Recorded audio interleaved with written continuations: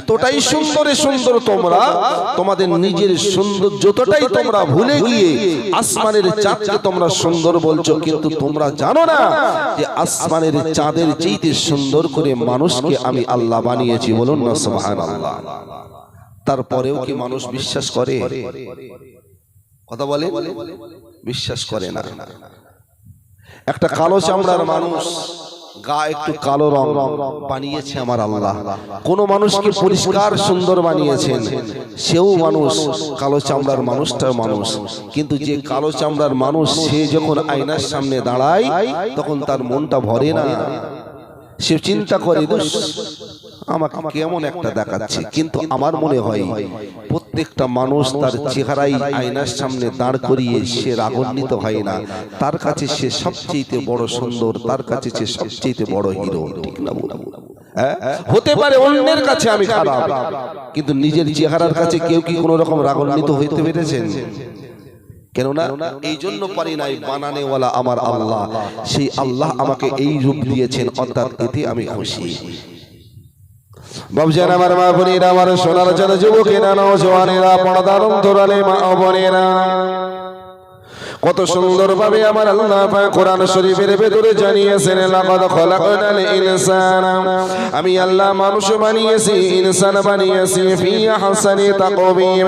ওরে বান্দারে, তোমরা তো জানো না, তোমরা তো ভুলে গেছো, আমি আল্লাহ পাক তোমাদেরকে সৃষ্টির সেরা করেছি, তোমাদের সৌন্দর্যতা দিয়েছি, তোমাদের রূপ, তোমাদের গঠন আকৃতি তো আমি আল্লাহই দিয়েছি। অথচ এই সুন্দর রূপ, সুন্দর গঠন আকৃতি নিয়ে তোমরা নিজেকে কেন তোমরা ভুলে গেলে? কেন আসমানের তারকাকে তোমরা সুন্দর বলো? কেন আসমানের চাঁদকে তোমরা সুন্দর বলো? কেন তোমরা পৃথিবীর সৃষ্টিকে তোমরা সুন্দর বলো? হ্যাঁ, তারাও যেমন সুন্দর, চার চাইতে অধিক সুন্দর মানুষকে আমি আল্লাহ বানিয়েছি। আমরা যদি নিজেরা স্বীকার করতাম যে আমরা সুন্দর, তাহলে আল্লাহর প্রশংসাটা করতাম, তাই না? কিন্তু যারা আল্লাহর প্রশংসা করে না, একদম হিসাবে ক্যালকুলেশনে বলছে, তারা স্রষ্টার সৃষ্টির প্রতি তারা খুশি নয়, নাখুশ। বলবেন হুজুর, বলবেন ভাই, আমি আল্লাহর স্রষ্টা, যে আমাকে সৃষ্টি করেছেন, আমি সৃষ্টির প্রতি, আমি স্রষ্টার প্রতি কোনো নাখোশ নয়।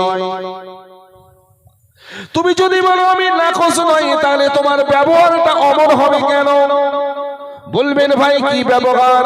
আমি বলবো ব্যবহার হলো এটা, তুমি যদি আল্লাহর প্রতি রাজি থাকতে, তুমি তোমার স্রষ্টার প্রতি যদি খুশি থাকতে, তোমার চেহারা, তোমার সৌন্দর্যতা নিয়ে তোমার যদি তুমি খুশি থাকতে, তাহলে যে আল্লাহ তোমাকে সুন্দর বানিয়েছে, ওই আল্লাহর প্রশংসাটা তুমি বেশি বেশি করতে। কিন্তু এমনও আমরা আছি, সেই যেদিন থেকে জ্ঞান বুদ্ধি হয়েছে, এখন আমি যৌবনে পদার্পণ করেছি, অনেকে আছে বাপ আমার আধা বয়স, কারোর বুদ্ধ বয়স হয়ে গেছে, কিন্তু এখনো নিজের চেহারা নিয়ে আল্লাহর প্রশংসা করতে পারি না। মায়ের নবী, দরদি নবী, বিশ্ব নবী হাদিস শরীফের ভেতরে জানিয়েছেন, আমার নবী বলছেন, সাহাবীরা, তোমরা তো জানো না, তোমরা তো জানো না, আল্লাহ তোমাদের সুন্দর বানিয়েছে, ইনসানকে মানুষ সুন্দর বানিয়েছেন আল্লাহ। তাই তো আমি রাসূলুল্লাহ তোমাদেরকে বলি, তোমরা যখন নিজের চেহারাটা নিয়ে আয়নার সামনে দাঁড়াবে, ওই আয়নার সামনে দাঁড়ালে তুমি হুবহু তুমি যেমন তেমনটি তুমি দেখতে পাবে। তোমার চেহারা তুমি দেখার পরে আয়নার সামনে থেকে সরে পড়বে তুমি যখন, তখন তুমি জবান খুলে একটা বার রবের প্রশংসা স্বরূপ, আল্লাহর শুকরিয়া স্বরূপ একটা বার তুমি আলহামদুলিল্লাহ বলো। কিন্তু এমন এমন মানুষ আছে, আমরা আয়নার সামনে দাঁড়িয়ে নিজের চেহারা দেখি, কিন্তু একটা বার আল্লাহর প্রশংসা আমরা করতে পারি না। কেউ কি কোনোদিন বলতে পারবে যে আমি আয়নার সামনে দাঁড়িয়ে একবার বলেছি আলহামদুলিল্লাহ? ছোট আব্বা, আমি ভুট্টু যখন আয়নার সামনে দাঁড়াচ্ছি, যখন চুল আসতেছি, দাঁড়িয়ে আসতেছি, মুখে একটু পাউডার মারতেছি, আমার সকিনা ভাবি যখন মুখে ফেয়ার লাভলি মেখতেছি, আয়না ছাড়ার আগে চিন্তা করতেছি কি বলো দিন, আমি চিন্তা করছি এটাই, বাড়ি এই যে মোটামুটি মেকআপ ঠিক হয়ে গেছে, এবার বাইক একটু স্টার্ট দেবো, এখান থেকে একদম ওদিকে যাবো, রঘুনাথপুর এদিকে যাবো, বেঁকি ওদিকে যাবো, রারাটি, মোটামুটি রাস্তার ধারে কটা মেয়ের যে মাথা খাবো, এই তো আমার টার্গেট। ঠিক তো নাকি? আমার মেকআপ করার উদ্দেশ্য আয়না ছাড়ছি আর মনে মনে এটাই, যদি প্রশ্ন করা হয় আর তুই এত সুন্দর করে সাজদিস কেন, আরে সাজদিস তো ভাবিকার জন্য, সাজদিস তো আইবুড়ো মেয়ের জন্য, ঠিক না ভুল? আর যিনি ফেয়ার লাভলি মাঝে সারা তুই এত সাজদিস কেন, আমি তো সেজদিস এই জন্য, তোর বাড়ি তো বর আছে, তোর তো বিয়ে করে একজন বর আছে, তো তা তুই এখন এত সুন্দর করে সাজুগুজু করে যাচ্ছিস, মুখটাকে একদম পুরো খোলাসা করে, সে একই উত্তর দেবে, ঠিক না? তোমার চেহারাই তুমি সুন্দরভাবে সাজো, মুখটাকে পরিষ্কার করছো করো, মাথাটাকে আঁচড়িয়েছো আঁচড়িয়ে আরো সুন্দর করছো করো, এবারে আয়নাটা ছাড়ার আগে তুমি তোমার রবের প্রশংসাটা করো, দেখবে তোমার এই প্রশংসাই করাতে আমার আল্লাহ রাজি হবেন। কেন? ওই চেহারার সৌন্দর্যতাটা কে দিয়েছে? তোমার আল্লাহ দিয়েছে। তাহলে আয়নাটা ছাড়াবার আগে অন্তত একটা বার তুমি বলো যে আলহামদুলিল্লাহ। বাপজান আমার মা বলেন আমার, তুমি যখন আয়নাটা ছাড়বে যদি আল্লাহর প্রশংসাটা করতে পারো, ওই জায়গায় কি প্রশংসা করে তুমি কি বোঝাতে চাইলে, আল্লাহর শুকরিয়া করে তুমি কি বোঝাতে চাইলে? আমার আল্লাহ বুঝে গেল তুমি এটাই বোঝাইতে চাইলে আমার আল্লাহ আমাকে বানিয়েছেন, আমার আল্লাহ স্রষ্টা আমাকে বানিয়েছেন, আমার সুন্দর রূপ সুন্দর গঠন আমার আল্লাহ আমাকে দিয়েছেন, আমি আল্লাহর প্রশংসা করে বললাম আলহামদুলিল্লাহ। এতে করে প্রমাণ হয়ে গেল আল্লাহ গো তুমি যদি আমাকে এত সুন্দর বানাতে পারো, ও আল্লাহ না জানি স্রষ্টা তুমি কত সুন্দর হতে পারো, ও আল্লাহ তোমাকে তো চামড়ার চোখে দেখা যায় না, আল্লাহ তুমি আমার কত সুন্দর রূপ দিয়েছো, কত সুন্দর চেহারা দিয়েছো, কত সুন্দর আকৃতি দিয়েছো, কিন্তু না না না আমাদের চেহারার বিকলম্ব কেন ঘটে যায়, আমাদের চেহারার ভেতরে কেন অমনি কেন বিকলম্ব ঘটে, কেন চেহারাটা খারাপ হয়? শুধুমাত্র কেবলমাত্র আল্লাহর প্রশংসাটা যদি একবার করতে পারতাম, আল্লাহর শুকরিয়াটা যদি আমরা বেশি বেশি করতে পারতাম, তাহলে ওই চেহারার রূপ লাবণ্যতাকে আমার আল্লাহ যৌবনে যেমন রেখেছিল তেমনটি সারা জীবন ওই চেহারার ভেতরে নূর আমার আল্লাহ পাকে দিয়ে দিতেন। এখানে ফুরফুরা শরীফে যায়নি কেডা কেডা? হাত তুলে দিন দেখি। ফুরফুরায় গেছেন সবাই? হ্যাঁ সবাই ফুরফুরা করে এসছো? আচ্ছা, মিজলা হুজুর ফিরি কেবলা রহমাতুল্লাহ আলাইহির হাতে প্রথম বায়াত, তারপর পরে সাইফুদ্দিন হুজুরের হাতে বায়াত, সর্বশেষ কালিমুল্লাহ হুজুর। আচ্ছা, এখন ফুরফুরা শরীফে যারা পীরজাদা হুজুর আছেন, ওমর হুজুরের সামনে দাঁড়িয়ে বা অন্যান্য পীরজাদা হুজুরদের সামনে দাঁড়িয়ে তাদের চেহারা দেখে রাগ হয়? আমরা দরগাপুরি হুজুরকে দেখেছেন, অনেকে এখানে নেই, আমাদের গ্রামে আছে, এখনো বেঁচে আছে, তাই না? ছোট হুজুরকে দেখার মতন মানুষ এখনো এই রাজ্যে বেঁচে আছে, কিন্তু একটুখানি বলুন এখনো পর্যন্ত যদি ওমর হুজুরের হাতে যদি হাত দিয়ে যদি মোসাবা করি তা কেমন মনে হয়? ছাড়টি মনে হয় যে তাড়াতাড়ি ছেড়ে দে, বরঞ্চ ভোট্টুর হাতে মোসাবা করলে হুজুর তাতে ছাড় দেখি মনে হয় না? একদম বাস্তব বলছি, দেবেন তা তুলবুল করবে, গায়ে হাত দেবেন চামড়া তুলবুল করবে। এত বয়স হয়ে গেছে তারপরে চেহারার এত সৌন্দর্যতা কে দিয়ে করলো? তারা কি ফেয়ার লাভলি মাকে নাকি? কিছুক্ষণ আগে নেমে গেল তো মুফতি আব্দুল মাদিন, উনি কি ফেয়ার লাভলি মেকে স্টেজে উঠেছে নাকি? আল্লাহর প্রশংসা করে, দরকার আছে না নাই? যদি তুমি না করো তাহলে এতে প্রমাণ হয় স্রষ্টার প্রতি তুমি সন্তুষ্ট নও। আর এই প্রশংসাটা করাটাও হলো ইবাদত, কথা বোঝা যায়? এটাও ইবাদত। কেন না স্রষ্টা আমার আল্লাহ আমাদের সৃষ্টি করেছেন, কারণ একটা উদ্দেশ্য আছে তো নাকি?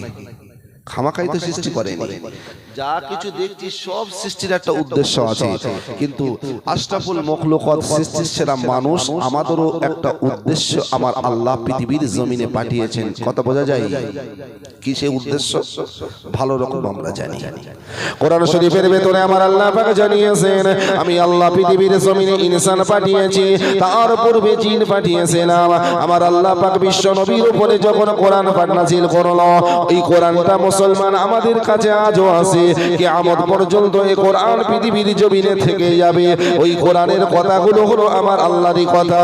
ও আমার বাবা জানি না, আমার আল্লাহ কোরআনই জানিয়েছেন, লাকাদ খলাকনা, আমি আল্লাহ জানিয়েছেন, ওমা খলাকতুল জিন্না ওয়াল ইনসা ইল্লা লিয়াবুদুন, আমি জিন এবং ইনসানকে সৃষ্টি করেছি শুধুমাত্র কেবলমাত্র ইবাদত বান্দেগি করার জন্য।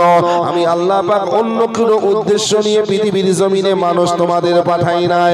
আমি আল্লাহ পাক শুধুমাত্র তোমার গোলামি করবে, আমি আল্লাহ আমার দাসত্ব করবে, আমি আল্লাহ আমার গোলামি করবে, আমার দাসত্ব করবে।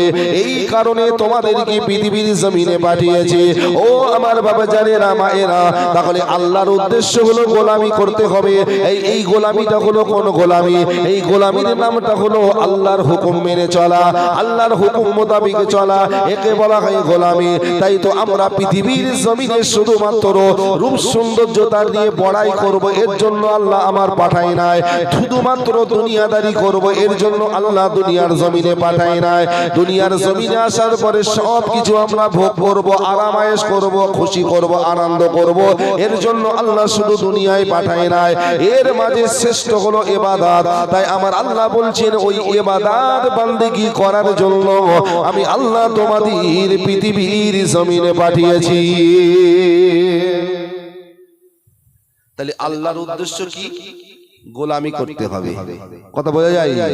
এই গোলামিটার মধ্যে শ্রেষ্ঠ গোলামি কি? এই গোলামির ভেতরে শ্রেষ্ঠ হলো আল্লাহর হুকুম মেনে আল্লাহর হুকুম মোতাবেক চলাটাই হলো গোলামি। কথা বোঝা যায়?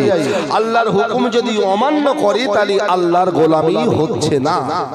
আর আল্লাহর গোলামিটা হলো আল্লাহ যেটা করতে বলেছেন সেটা তোমরা করো, আল্লাহ যেটা ছাড়তে বলেছেন ওটা করা যাবে না। একে বলা হয় গোলামি।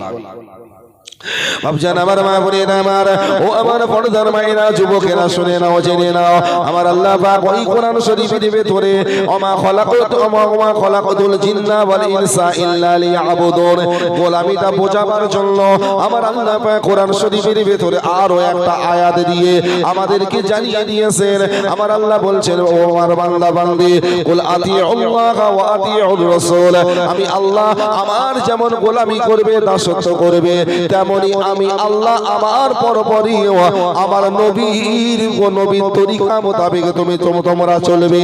আমি আল্লাহ আমার গোলামি করবে, নবীর তরিকা মোতাবেক তোমরা চলবে।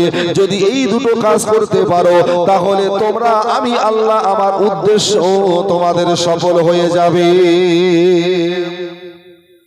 আল্লাহর গোলামি আর বিশ্ব নবীর তরিকা মোতাবেক চলা।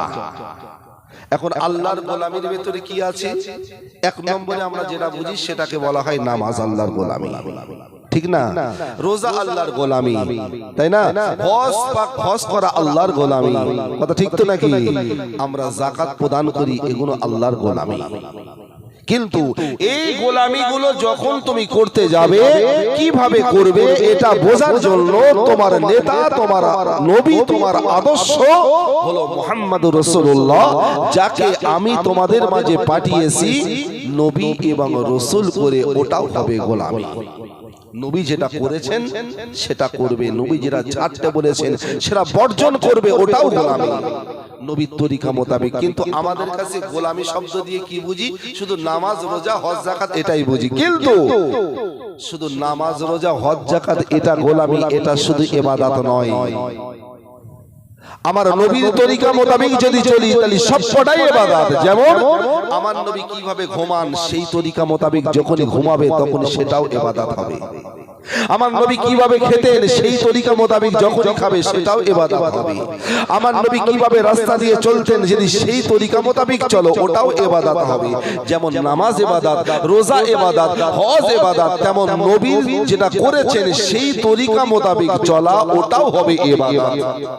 আমার নবীর দাড়ি কেমন ছিল, আমার নবী জুব্বা কেমন পরতেন, বিশ্ব নবী কেমন ভাবে হাসতেন, বিশ্ব নবী কেমন ভাবে তিনি স্বামীর দায়িত্ব পালন করেছেন, বিশ্ব নবী কেমন ভাবে নানার দায়িত্ব পালন করেছেন, বিশ্ব নবী কেমন ভাবে নেতা হিসাবে তিনি কেমন নেতাগিরি করেছেন, সবকিছু জানার পরে নিজের জীবনে বাস্তবায়িত করব, ওটাও হবে ইবাদত।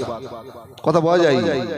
এই যে আমি তুমি এখানে বসেছি, সুন্নত তরিকা মোতাবেক যদি আমি তুমি বসতে পারি, এটাও ইবাদত। কথা বোঝা যায়? শুধু আমাদের কাছে নামাজটাই ইবাদত, রোজাটাই শুধু ইবাদত, কথা বোঝা যায়নি। কিন্তু বাকি সবগুলোকে নবীর তরিকা মোতাবেক চলা। এমনকি তুমি যদি টয়লেটে যাও, বাথরুম করতে যাও, যদি নবীর তরিকা মোতাবেক যদি তুমি টয়লেটে যাও, বাথরুম করতে যাও, ওটাও ইবাদত হবে। কথা বোঝা গেছে? আমার নবী কি তরিকায় তোমাকে বাথরুম থেকে যেতে বলেছেন, আর কিভাবে কি তরিকায় তোমাকে বাথরুমে বার হতে বলেছেন, যদি ওটাকে ফলো করে সেই তরিকা মোতাবেক যদি তুমি চলতে পারো, ওটাও তোমার জীবনে ইবাদত হবে। কথা বোঝা যায়? কিন্তু আমাদের উদ্দেশ্য, আল্লাহর উদ্দেশ্য হলো গোলামি এবং ইবাদত। কিন্তু সেই ইবাদতটা শুধু নামাজ নয়, রোজা নয়, হজ নয়, যাকাত নয়, এটা তো ইবাদত আছেই, কিন্তু বাকি তার পরের কাজগুলো সবই হলো ইবাদত।